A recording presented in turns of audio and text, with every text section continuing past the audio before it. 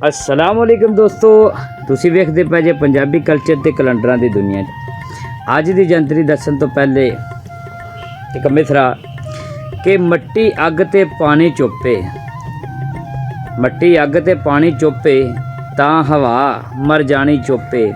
ਇਹ ਮਤਲਬ ਕੀ ਸਮਝਾਂ ਮੈਂ?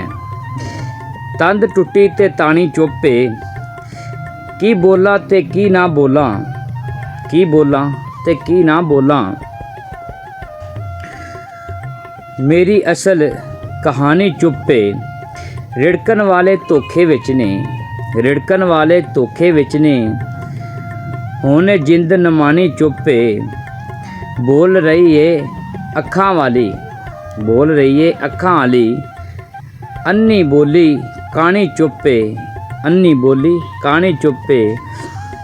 चुप दे अगे चुप्पे बाबू, चुप दे अगे चुप्पे बाबू, कद तक होर हंडानी चुप्पे, कद तक होर हंडानी चुप्पे।